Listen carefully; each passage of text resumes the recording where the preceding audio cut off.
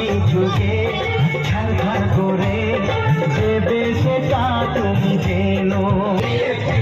বসাও অপুর মশাই মন্ত্র পড়া শুরু করে দাও, তাড়াতাড়ি বরকে নিয়ে ফিরিতে বসাও।